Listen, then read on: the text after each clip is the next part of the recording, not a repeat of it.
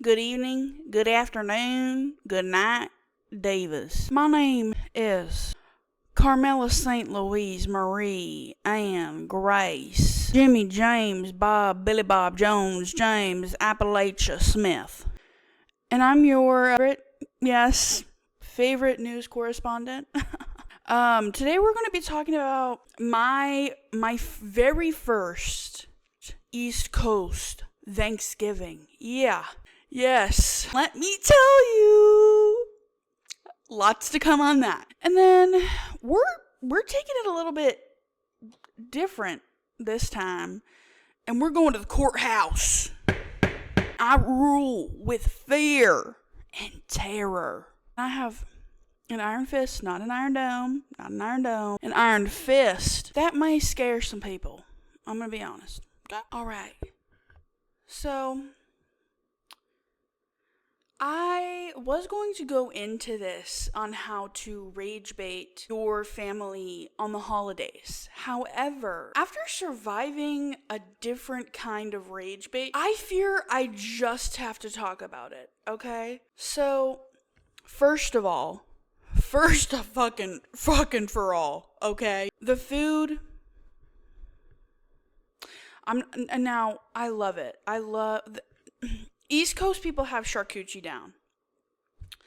They'll serve you all sorts of different types of fish on that coochie platter. Shrimp, a crab cake, 300 different types of cheese. Okay, yeah. Right. 300 different types of food. Cheeses, various cheeses that were imported from here or there. Now, side note, also did go to a rich East Coast Thanksgiving. On 100 different layers, I'm built different, all right?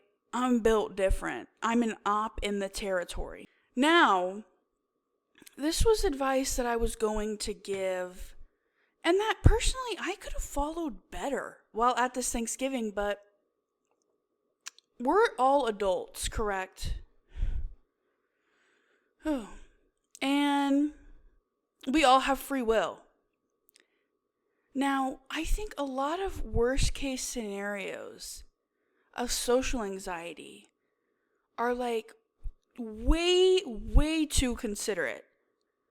Like social anxiety in the face of bigotry and like the most insane shit you will see in public, it totally neutralizes you. Step up! Jingle bells, jingle bells, jingle all the way. Ay, ay, ay, ay, ay, ay, ay. Take out a church really quick. That's like literally blasphemy. But y'all ever get in the urge to go show up at a Mattress King, right? Just pull up. Or I don't know what they're calling them new mattresses now. Purple, egg. Just find a mattress store. And this is a bit that I've discussed with a dear friend of mine at length. And in fact, we may or may not be partaking in this sometime soon, okay? You go to a mattress store, no. You pull up. Again, this is about commitment to the bit. And you need it, okay? You need it. That's the first ingredient. You gotta go to a mattress store and walk up and go, "Oi, are you the owner of this fine establishment, gentlemen? May I try out the Ferrari of your mattresses, perchance?" "Well, thank you." You gotta be careful. You have to be careful with the laughs, though. You cannot give yourself away too soon. "My thank you, soon." He leads you to the mattress. And this, again, can be a multi-person event. You either belly flop, roll laterally, roll proximally. That's a good option. Onto the mattress, certainly. And you go, "Well, I might need a moment of privacy right now." Now, here's where you get to freestyle. Here's where you get to beefing with my chick while I'm in jail. Here's where you get to do that. Me personally, the image in my very head at this moment, all fours. You gotta doggy style this bit. That was hard to say. But you have to. It's required by law. And you just have to go, like, maybe either go, just start howling. And then just start rolling around perchance, like you're in mud. Again, acting like a mutt, right? A dog, a wolf, a hound, an alpha, if you will. And then get up after you've hoot and hollered, just rolling back and forth. Just keep going. And sing opera, maybe. Do what you gotta do. Get up. Shake the employee's hand. Yes. And dead eye contact. Thank you very much for this experience. Unfortunately, I am not able to buy this mattress in this economy. I hope I didn't use it too much.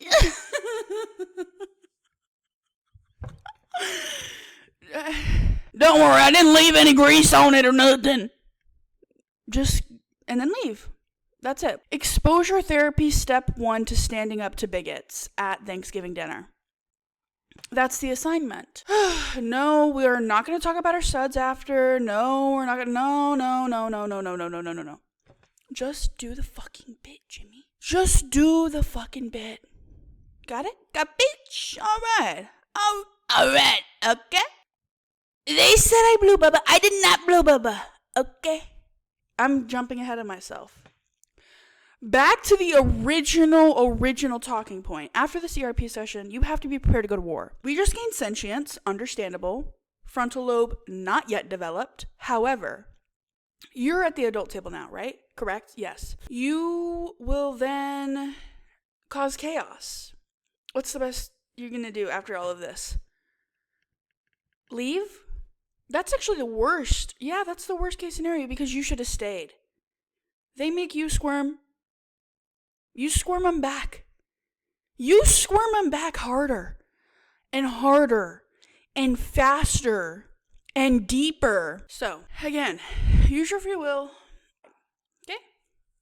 Back to my Thanksgiving and my reflection of the holiday. At a liberal East Coast rich setup. Okay? We did trivia. We did trivia at the end, dude. I fear my nervous system was still far too dysregulated for most of it. Now, that's not to say we'll get into it. There were not some issues, okay? So 5,000 different types of charcuterie. I did not know a single person there. I had never met anybody there. I went alone. I decided I was going to bring a dish just in case I ruined things for anyone. I had to come in smart. I had to come in on the offense. That was sort of my perspective of the evening. They talk about how they did their 5K and got PRs, and I'm like, what? What? 5K. I know people do that. Like, I know that that's an urban myth, but I just didn't expect to see it. I walk in again, charcuterie's everywhere. God, everywhere. First thing I get asked is, can I make you a cocktail? What? Would you like a blood orange champagne cocktail? Well, sure. I mean, you got me. I'll take it. But what's happening right now? I'm really scared, okay? There's old people, there's young people. I won't get too detailed. But there were a lot of me sitting in silence and awkwardness, and a lot of other people doing the same. Wasps do not know how to carry conversation and keep it flowing. There's no bits. There's no screaming. There wasn't even any cooking, you know? Everyone just showed up. What is that? I don't understand it, frankly, okay? So We sit down. We had conversations before. I pinged on that the old people were liberal, extremely liberal, far more. I was tiptoeing, but I knew it. I got placed at the old people table. Yeah! Yes! There were 3 old people and like 4 young people, including myself. And when I say old, I do mean we were talking about Theodore Roosevelt and FDR and how Theodore should have been my favorite president. I was trying to relate, empathize, and really spiritually bond with the elders of the WASP community, okay? Just a little bit of LARPing, per se. I didn't fit in, not a once, no. Failed miserably several times. But, hey, you fail 100 of the shots you don't take, and I failed every single 100 of them. So we sit down, we're getting to know each other, and they're like, where's everybody from? And the other 3 young people are like, Thailand, China. I'm from a state in the South. Energy changes almost instantly. Okay? Tell them where I'm from. Well, you don't really sound like you're from the South. Not that much. You don't sound like an illiterate slop idiot. That's just so confusing to me, lad. That's so confusing. And I was like, it's not that crazy. I'm not crazy, you're crazy, but I'm not that crazy, okay? And we were yapping, certainly. Yes, yapping. Then they start probing me. They start probing me about politics, okay? So what do you think about Trump? Oh, I was like, I wanted to be like the Brokeback Mountain felon psycho we have. I was blowing bubbles on Bubba. Like, I wasn't going to get into that, but I was like, hate the dude. Then they go ahead and ask me, well, how do you like it up here? How do you like it? I'm like, it's amazing. The houses are beautiful. The Mexican food is awful. There's water everywhere. Some of it's smelly, some of it not. I like it. Yeah. Go ahead and sign me up on the roster. I like it. Okay. Then we were talking about education, talking about various political topics. And the topic of homeschooling came up. And I was like, where I was from, like in my community growing up, homeschooling was extremely common because they were like, dude, these idiots are homeschooling their children. Idiots, dude. Which, I agree. I do agree. And I was like, you know what, guys? It was so crazy. Because we were the only not homeschooled family in our church. Everyone else was homeschooled. They're like, what was that like? I was like, yeah. I mean, yeah, try talking about biology. Like, I told them I couldn't relate to any of these people because what are we going to talk about? My health science classes? Because they don't even believe in that. Like, we're now seeing on different sides of reality. They're like, so did you grow up in a religious conservative home? I was like, yes, I did. It was wild. And they were like, oh, so what changed? I was like, came out as gay around COVID time. Dead silence.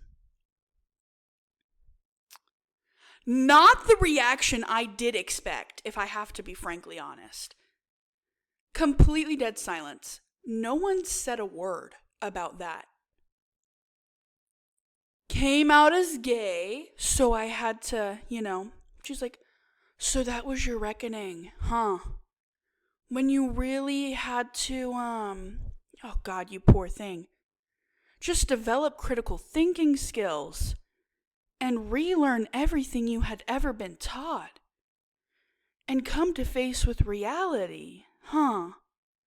Oh, now I can say that, but the fact that you are, I don't like it. Also, why did nobody say anything about the gay thing? I was very shocked about that. Very shocked. It was strange. Okay. Yes, that was sort of when things changed and how they did, but there are a lot of leftist people in the South, for sure, especially now. And we just kept talking about this conversation. From that point on, I was the loser idiot at the table. I was degraded. Demoted? Whoa. Freudian slip there, guys. All right. And it just sort of kept going on like what kind of food do they eat down there? I'm like, you can just go 2 states down and find out. I don't. And they were like, be honest, how was your first East Coast Thanksgiving? I just said very different. Odd, if I have to be honest. It was a very strange.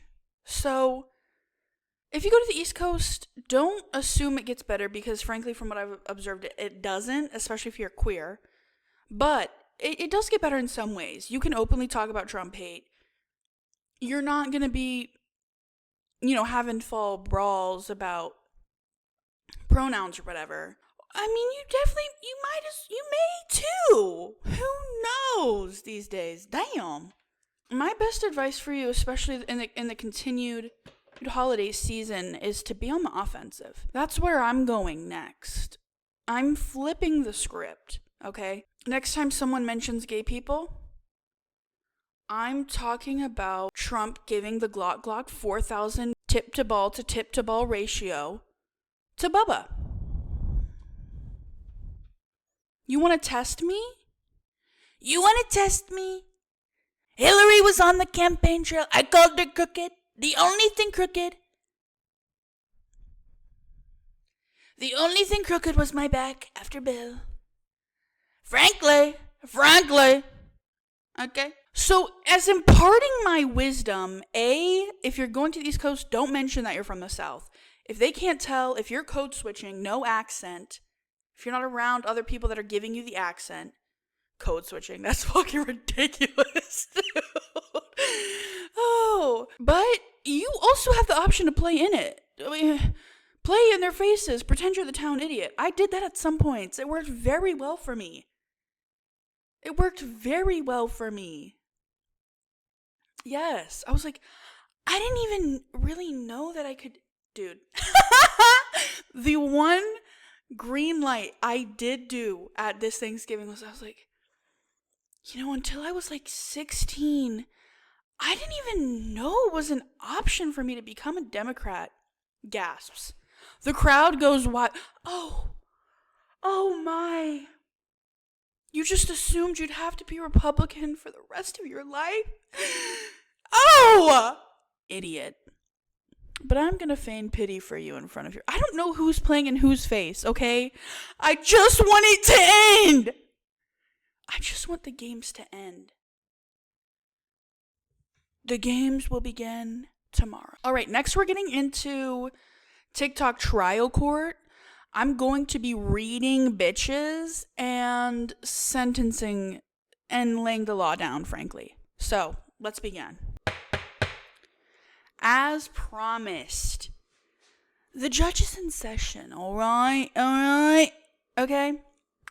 Now, this first case on the docket that we'll be hearing today was recommended by one of my close confidants, I'll say. So, as I usually do, once every other month, once every quarterly, per zodiac sign. I'm not quite sure what the math is on that. It's probably embarrassing, but I do Grey's Anatomy rewatches. I have nothing to say to defend myself, but I'm rewatching season 1 right now. By the way, peak television. Oh, damn. Okay? And I'm not really into straight people like that. I don't I don't really vibe like that. But this was so essential to my growth and development as a youth, which is probably why I have a mini issue.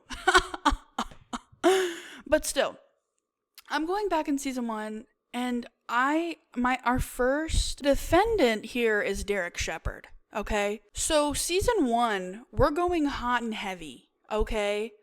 We're going hot and heavy. Derek Shepherd, sentenced of raw dog dirty manipulation, okay? Gaslighting, war crimes, treason. Some of the worst crimes of humanity I've frankly seen in my lifetime. But so season 1 has 9 episodes. I've heard some, like, I would get it if you can't sort of stick around against the first few episodes. Really finding its footing. There's character changes, like obviously Alex doesn't come in for a minute. I would say that Christina isn't really established as a character until season 2, episode 1. Like, we have our moments. She has her thing with Burke on the side, but she's sort of... Everyone else feels so centralized in the plot, and Christina is separate, which is a part of her character building. But, like, established in the storyline, we're not getting there till season 2, episode 1. Anywho, the sequence of season 1, episode 9 to season 2, episode 1 of Grey's Anatomy is peak television. Like, back to back, some of the best story writing ever. Okay? We're taking it one step back to season 1, episode 8, where in Ellis's house in the morning, Meredith, Derek, Izzy, and George are getting ready for the day. And they're like, "Are you unhoused? Like, are you a stalker? What's the vibe? You've been here the past 7 nights in a row. Do you have personal belongings? Is there a body in your fridge? Is there a wife and kids at home?" Silence in the court! Is there a gay lover? What? I just need to know specifics, frankly. I just want information. You know so much about me. You know about my friends. You're clearly integrated into my life because you live at my house. So what's the deal? They get in this fight, and he's like, just whatever. You're going to have to go on trust. And Derek's big thing is he does grand gestures. The proposal in the elevator, spoiler. All of these things. Just to continuously prove his love for Meredith through their hard spots. So at the end, he takes her out to the trailer on the land, and he's like, "Here's where I live. I own this land. I want to build a house one day. This scar on my forehead came from a motorcycle accident. My favorite color is blue, but not baby blue, indigo, whatever." So many times he could have brought up Addison. So many times. And at the end of this big speech, he goes, "You're just going to have to take the rest on trust." Meredith, being not a psycho, listens. Next day, after everyone finds out that her mother has Alzheimer's, Addison shows up, and "You must be the woman who's screwing my husband." First of all, bitch, I'm gagged. I'm always gagged. Also, so stunning. And I love how early Meredith writing, like, she's just talking about how beautiful Addison is, but it's so sincere. Like, she genuinely sees Addison. Now, there's a lot of unethical, Shonda preps us for that. Shonda preps us for the torrid affair. But I just think it's so interesting how Derek Shepherd is honestly, frankly, so manipulative. And I've seen discourse about this, but I think that their whole issue through their relationship was he had his moments, but when there was conflict, he still only ever saw Meredith as the intern. And he healed so much in her. He healed all the Thatcher daddy issues, abandonment. Like, he really pushed that for her and made her grow, and she became so much better and became the character that she is. However, I just feel like that betrayal is so crazy I literally can't even understand. I can't even understand. And, he's beautiful and they are the love story. But again, it just goes back to this minimization of her, and he's so manipulative. He's so manipulative. And when you look back on some of their fights, the way he talks to her is so dismissive. And I feel like I don't want to give him credit for this intelligence, but like, I feel like it's clear that Meredith had never obviously had a relationship of that much depth. And the dialogue is like taking advantage of the fact that she had like never been in an intelligent fight with someone before, And that's not to say that I don't think that that was the right relationship for her. Like, obviously, again, it did so much for her. But that, ugh. So his treatment, first of all, he's guilty. I think that's fair. First of all, sentencing, we're taking a traffic direction course, which hopefully will make up for the dead character points. Also, I'm going to recommend somatic therapy, maybe some EMDR. He had some past family trauma, but also couples therapy, straight to it. Meredith needs, oh god, I can't even get into that. She's not guilty yet, but she needs assistance. Okay. Our very next defendant is Kevin Gates. Okay. Now, I'm not sentencing him to anything about. Hey. As one of my very best friends put it, he's my favorite evil person. He's my favorite bad guy. Okay? Beefing with my chick while I'm in jail. Again, that's been my new vocal stim. I can't quite get it. I can't. But like, I am so obsessed with this man. I watch every single video that I see. Oh, my man, I love him so. He'll never know all my life. Like, I'm Rachel Berry for Kevin Gates, okay? Because what the hell?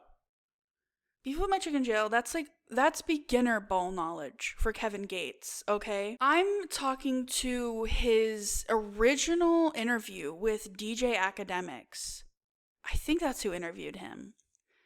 Where he's talking about starting a car battery with his bare hands and being the tribal leader of a indigenous tribe. And DJ Academic was like, Kevin, you did not start a car battery with your bare hands. That just didn't happen. And Kevin's like, may God murder my children. May God murder my children today. May God strike down my children today. May God murder them now if I did not start that car battery with my bare hands. Whoa.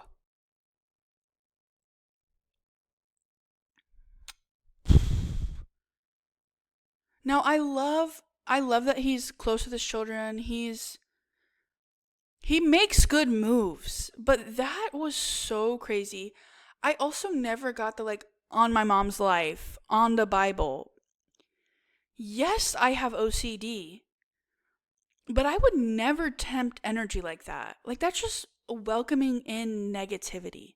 So in that moment, either he's testing a higher power he believes in, or he knows it's not fake, like, or he truly, genuinely, due to a cluster C personality disorder, believes he started that car battery with bare hands.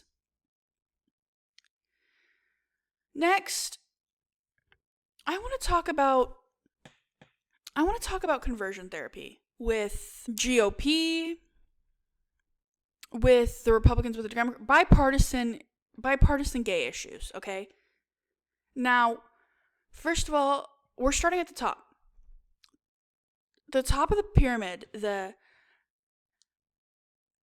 MLM, men-loving women, flip it around, wicked witch. Donnie's blowing people. Whoa. I've touched on it before. I need to touch on it again. He's blowing people. Putin knows about it. I really, either that, I genuinely think that has to be true. Now, that might be crazy, but when all of these Republicans are hitting on gay people, hitting on trans people, just be like, look at the ringleader. Blowing Bubba. I liked it. What can I say? Okay? They call me bi-curious. I've never been curious, but I've been bi. So, I love that for him. I love that energy for him. He's evil. He's despicable. I can't even sentence these people. Life without parole for everybody. Okay, just for Christmas, I want a perp walk. Depositions. I want both sides to go down. Both of them. Both of them to go down. Okay?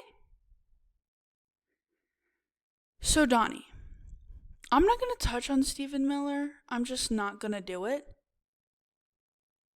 JD, drag queen, blondie, and hey, I love an alter ego, girl. I love that for you, diva. But this is the queer agenda we're talking about, Republicans. It's right in front of your eyes. You fell victim to it. You got gay agenda. You got gay agenda. But, they call him, according to the I've Had It podcast, Cankles McTaco Tits Trump. That's a gay man. That is a homosexual man. Just watch him again. You don't have to watch the Bubba video. Just watch him with a microphone at his own rally. That's an experienced resume. Mike Johnson is the gayest of them all. He's a coward. He is gay. And those are not mutually exclusive, obviously. That is a gay man. And they're all at the top. And they're all gay. So the conversion therapy, I think, what would conservative conversion therapy look like? Obviously, I think a lot of these people deserve to be in jail, but for the average conservative man, how do we reform these people? What's the first step? Day one of gay conversion therapy, where are we starting? For me, it would be Bill. Just show them Bill in his prime. That man was suave, sexy. You should see him in some swim trunks, which I did. And I took him off, but I saw him. Frankly. But we're just going to listen to some Luther Vandross. Hear me here. Never too much. Oh, yeah, I would listen to that at a rally. Right. Wicked Witch. I'm tired of the gay agenda being in my government. But to get it further, Brokeback has to be day 14. Now we're going to do some Pavlov buildings along the way just to cement the process. But there is nothing more homoerotic than a conservative man. Nothing. And just ask Grindr. I've lived in the South. I've seen shocking people, including allegedly, I'm not even going to go there. I've seen some of my friends' Grinders in the South.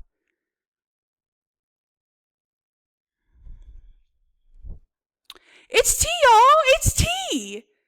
It's the husbands with 4 kids who hate gay people, who are posting on Facebook about hating gay people. It's them. It's them. The louder the barker, the more I'm suspicious of you. The more you hate gay people, show me your internet history really quick. Well, that's all for today, y'all. A little bit of everyone's guilty. Everyone's gay. Everyone's guilty. I'm tired of it. Okay? Last, special mention to daylight savings.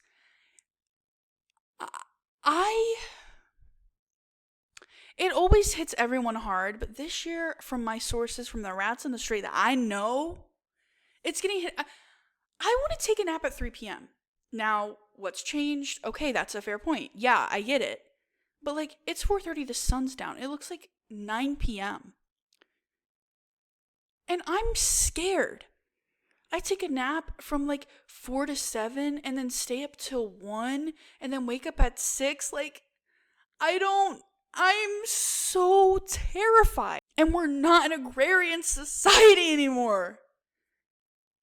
This could be fixed. They want you to have seasonal depression, bruh. I'm sick of it. I'm sick of it. The end. Y'all have a great week. I hope y'all have a lovely rest of your time. And that's all. As my confidant said, Twyla Lee Morgan Jones James, Grace Marie, Aunt Lena, Jimmy John Jones James, Appalachia Smith, out.